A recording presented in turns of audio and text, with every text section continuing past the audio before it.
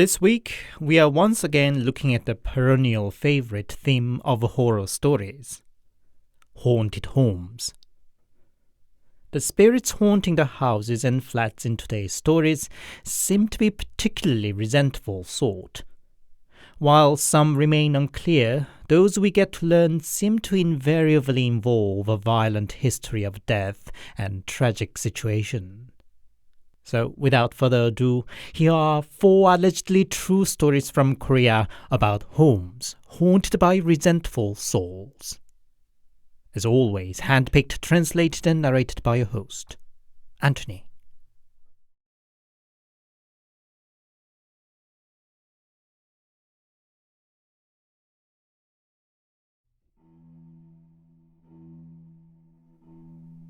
It's a story submitted to a television show.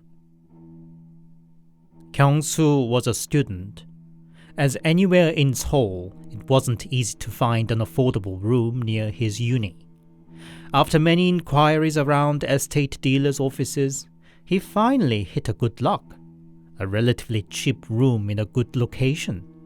The room was of decent size and newly decorated too. As soon as he settled down, he invited his mates for a housewarming party, basically drinking a lot till they all passed out. But in the middle of the night, one friend who was sleeping in one corner woke up and complained about stench, that he smelt something rotting. Public transportation had already stopped, and Kyung-soo tried to persuade his drunken friend to stay, but he refused, that the stench made him nauseous, and took a taxi home in the end. Probably because of the incident, Kyung-soo too started to smell something off in the following days. At first he tried to ignore it with a vague reasoning that he should wash the food disposal bin, or maybe the drain hole blocked. But once he noticed it, he couldn't unsmell it. In fact, it got stronger and more oppressive day by day. He cleaned up every suspected areas: bathroom, kitchen sink, shoe cabinet, and then he found the wallpaper at one corner had become creased. Kyung-soo realized it was where his friend fell asleep the other night and woke up complaining about rotting smell. Kyung-soo thought it should be moisture and possibly mold. To make sure, he pulled away the section of wallpaper there. But behind the paper was not mold, but talismans. Not just one, but it seemed the entire wall behind the wallpaper was covered with numerous talismans. It creeped Kyung-soo out. Something must be up with this room. He tried to contact the landlord, but failed to connect. In whatever case, he couldn't stand the sight of talismans, so he removed them as much as he could. That night, Kyung-soo woke up from his sleep by some noise. It didn't sound like from the outside. It was like some metallic grating noise from inside the room.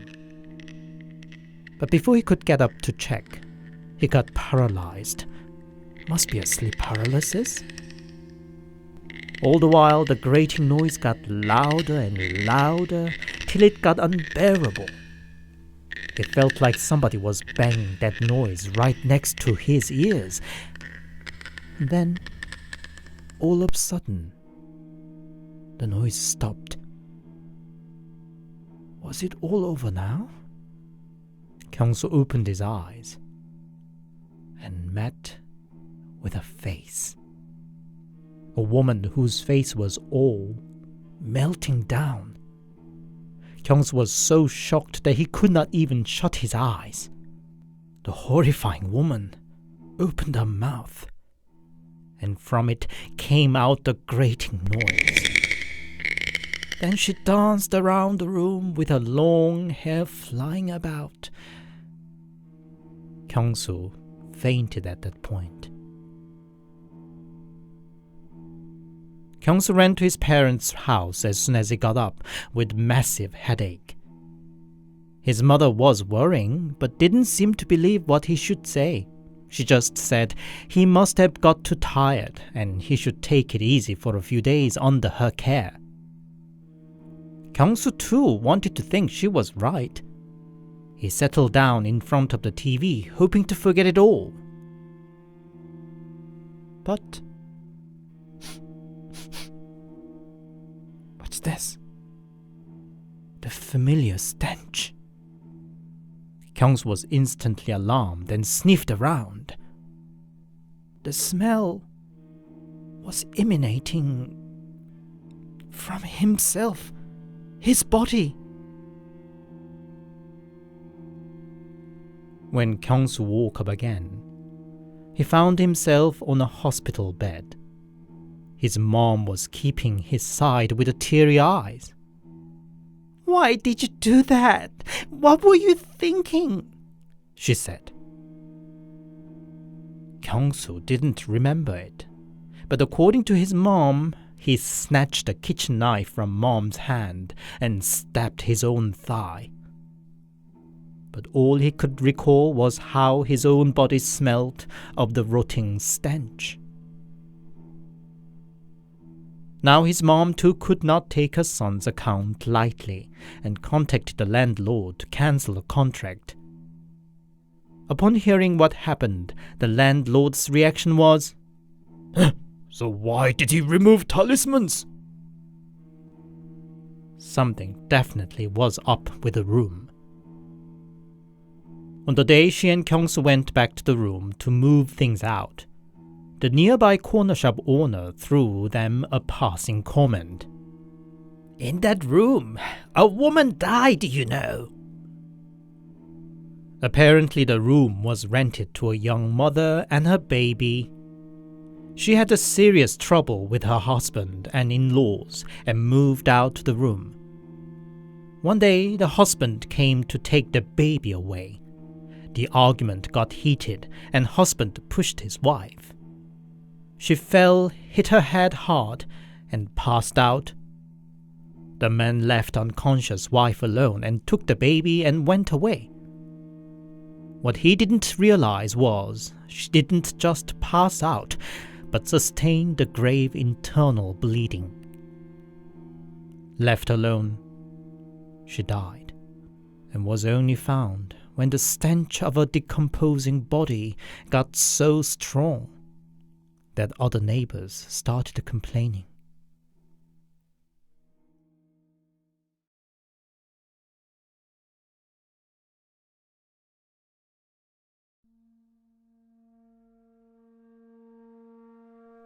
I'm a single woman. When I found an apartment on offer for almost half the price of the usual going price, I thought I struck a good luck.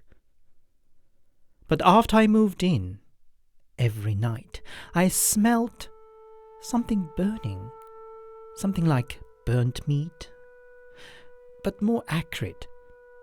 I have my own business, so I usually end up having all 3 meals of the day outside.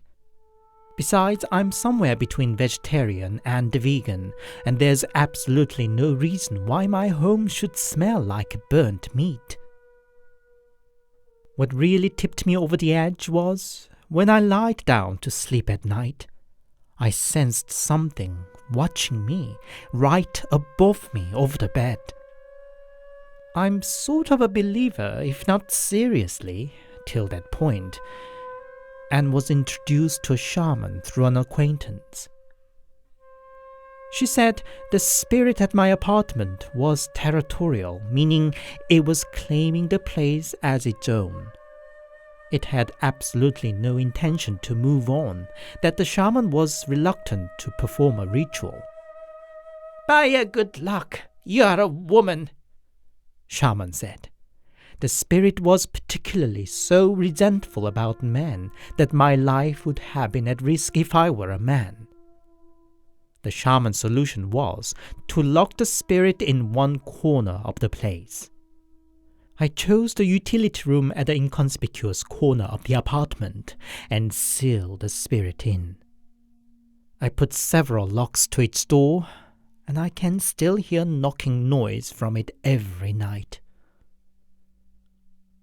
Whose spirit that is and what its history was, have I found out by coincidence from a restaurant owner nearby. She was a married woman. After her ex-marital affair was caught, she was divorced from her husband and also shunned by her own family. In the end, she poured gasoline over herself and the apartment and set fire. In that burning agony, she jumped off the balcony on the 14th floor. And well, I don't have a heart to state further of what happened.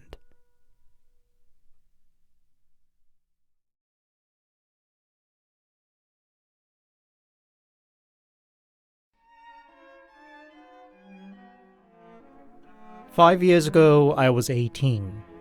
My dad's business went bankrupt, and we had to move to a smaller, cheaper town out of Seoul. Dad found a relatively large and clean house for a reasonable price and signed up for it promptly. First night in the new home, I could not connect my computer to internet, so went to bed about midnight, which was a bit earlier than usual. I felt surprisingly relaxed, despite of all the recent events of bankruptcy and hurried moving. I woke up in the middle of the night with thirst. I thought to get up to fetch some water, but my body didn't move. I had never experienced sleep paralysis till then, and didn't really know about it either, so at first I thought something was terribly wrong with me. I struggled, and in the end could move my head and saw something I wish I rather hadn't. Lying down on my bed, I could see the rooftop of the neighboring house, and just above the parapet was a face. The head was bent to one side and was bobbing constantly, and the eyes were clearly looking down at me. I could just tell that the pale face was not that of a living person. I desperately struggled to get away from the situation, and as soon as the paralysis broke, I ran to my parents, only to be told to stop the nonsense and go back to bed. Next day, my parents and I had a little party with a pork belly barbecue. Dad gave me some soju, which I, of course, gladly accepted. I got tipsy and went to bed early again. In the middle of the night, I woke up. For a second, I wasn't sure where I was, but my eyes unwittingly caught the sight of the window. And above the rooftop of the neighbor, there she was again. I think I swore and called out for Jesus, Buddha, God, or whoever could help me, but my body was once again paralyzed and helpless. Now the woman wasn't just staring either. Her lips were moving as if saying something to me. With that, her glaring eyes got even scarier. When I could finally break the paralysis, I once again ran to my parents, but this time I just silently sneaked to their side to sleep, rather than waking them up only to be told to get away again. Following morning, I explained what I saw. They seemed finally taking my earnest and scared plea seriously. When I got back from school later in that day, Dad was already home making calls to here and there, and Mom was packing things up. Mom explained to me, in our neighborhood lived a middle-aged widow by herself. She suffered depression and social anxiety, and hardly ever left her home for 2 years. The landlord wanted her to move out, but she refused. As long as she paid rents without a fail, there wasn't much landlord could do anyway. And one day, the woman jumped off from the rooftop. She fell head first, resulting in breaking her neck, just like the woman I saw 2 nights in a row. So we moved out that day. After staying at a relative, we managed to find a place back in Seoul, and there we are still living without an issue. Coincidentally, Dad's business got back on track too, and Dad would say it was all for the better in the end. But I must say, that was still the scariest thing in my life. And I don't know if it's my warped memory or not, but I think what the woman mouthed to me was, "Come with me."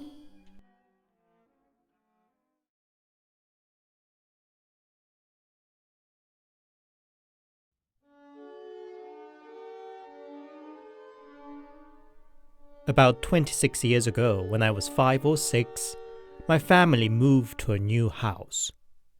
Previously, we lived in a small flat, which was alright, but my dad found a new passion in plants and gardening and looked for a house with a garden to it. And that he found, with a large garden for relatively cheaper price. I still remember how excited both my parents were after the first viewing of the property, that it not only had a large garden where Dad could plant new pine trees, and perhaps a swing for me, but also a large 3 rooms, spacious living room too. Extra space was all the more welcome because my dad is the firstborn son in the family and often hosted large family gatherings.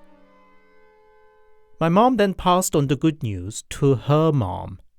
Her mother, my grandma, was Catholic and usually wasn't very superstitious, but she called Mom a few days later to tell that she wasn't happy with the new place because it was facing north in the spot where the qi flows out according to feng shui, and it was haunted too. My mom didn't take it seriously. "You should be just happy we found a good new place," she said. "Besides, who believes in ghosts nowadays?" In the end, Grandma just said, "All right, do as you want, but don't forget I'll be praying for you." So my family moved into that house. Soon my dad's 3rd and 4th sisters joined, and we 6, including me and my sister, were pretty satisfied with it. My dad had his dream come true and planted 33 pine trees in the garden, as well as the promised swing and a slide for me. Season changed, and I was in my favorite striped jumper already. It must have been late autumn. I was drawing in the living room while Mom was preparing dinner before Dad came home. I heard a heavy thud and instinctively knew something terrible had happened. I turned my head slowly. Mom was fallen on the floor, with her eyes wide opened, staring directly at me. The focusless eyes were so scary that I did not dare to approach her. Instead, I just called, "Mom?" But she didn't move or react at all. I ran to the next door. I screamed and cried so much that my neighbor ran out with no shoes on. Neighbor managed to haul Mom up on her back and ran to the nearest hospital. I ran together. And still remember Mom's wide open eyes, by then all bloodshot. The GP failed to diagnose what was wrong, and Mom was transported to a bigger hospital. Their verdict was exhaustion. Even as a little kid, I didn't make sense of the diagnosis. Mom was a housewife and hired a regular hand for chores too. She definitely had enough free time to pursue her ladylike hobby of embroidery. How could she become so exhausted? Anyway, Mom came back home a week later, and the life seemed to go back to normal. But Mom started saying in a low voice, as if to herself, "There's something here." Just a few days later, I was once again in the living room doing my things, while Mom was preparing dinner, when a strange guy bursted through the front door. On his back was my sister, all in tears. Something that started as a few spots on a leg from a few days prior developed into rashes all over. She was clearly in grave pain, but was too delirious even to cry out loud. She fainted on the way back from school, and a passerby brought her back home. This time, Mom ran to the hospital with my sister on her back, and once again they recommended to take her to a bigger hospital. Their diagnosis this time? Allergic reaction from medication. She didn't take any medication and wasn't on anything regular either, so what was that even supposed to mean? My sister recovered and came back home a few days later, but 2 incidents in the short span of time left us all agitated in silence. Only my mom spoke out the source of the discomfort. "This house is haunted." And what followed proved her right. My grandma on the father's side was dying of late-stage liver cancer and came to spend the last month under her eldest son, my dad's care. Of course, the whole household was on an edge for the period of time. Aunts would run into the room to check on their mother by the slightest cough or noise from grandma, and Mom was totally occupied with caring for her. About a week after grandma came to my home, I was doodling next to sleeping her.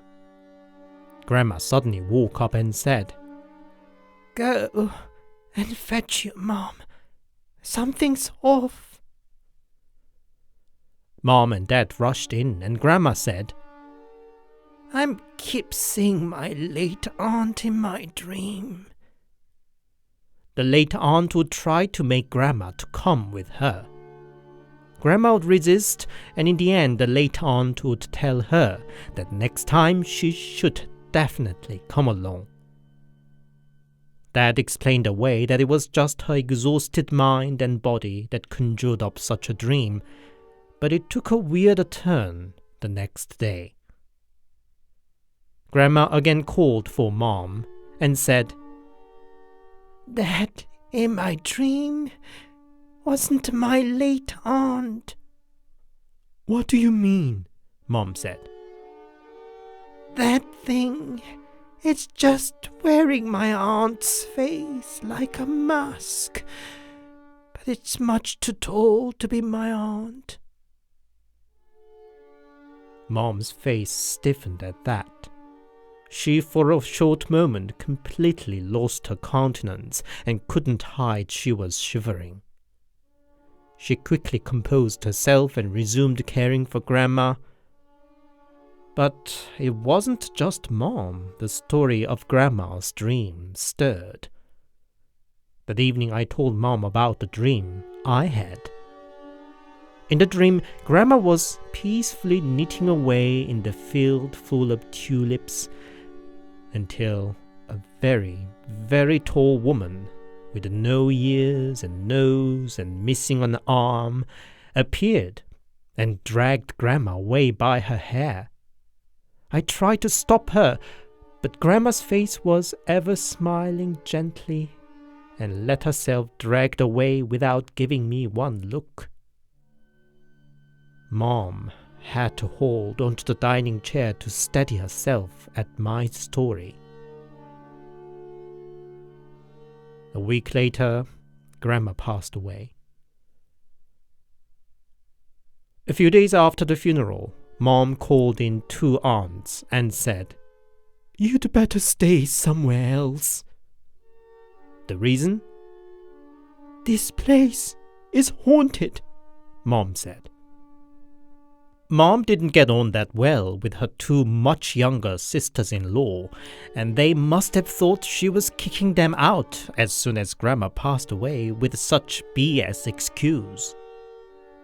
Mom explained what she had reasoned from the 3 major incidents in the past month, that whatever it was, the women in the household were targeted one by one. My third aunt, who'd known for her tough character, didn't take it well. She scoffed and bursted out that she wouldn't be got rid of with such nonsense. The youngest aunt tried to persuade her that there should be certain reason my mom should suggest it, but in the end, third aunt remained while her younger sister went to stay with a friend. Regardless, Mom put the house up the market, and just as Mom predicted, third aunt had her turn not long after.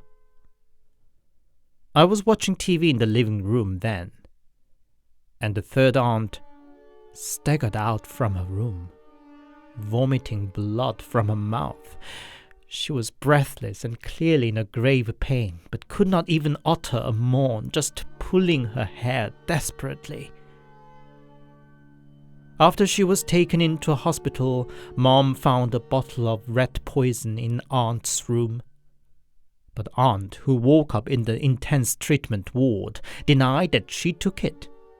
In fact, Aunt had no idea why the rat poison was in her room, let alone why she ended up taking it. "Let's move out from that house as soon as possible," Aunt repeated many times. So the women in the family stayed with a neighbor until the house was sold. We heard the house was to be demolished for a new flat building. About 3 months in the new house and regained peace, Mom got a call and hurriedly went out. It was police that asked to interview her. While digging the plot for the foundation of the new flat, they found a box with just a hand inside. It was determined it belonged to a woman. I don't know if they ever found out whose hand that was. Guess not, judging by we never heard any update. Mom theorized that the house must have been the stage of a terrible abuse of a woman. For some reason, the ghost of the deeply vengeful woman targeted the women in the house, and each was made sure that the son of the house, me, get to witness their painful state. I don't know if Mom is right or not, but even as an adult now, I can't deny there was something up with the house.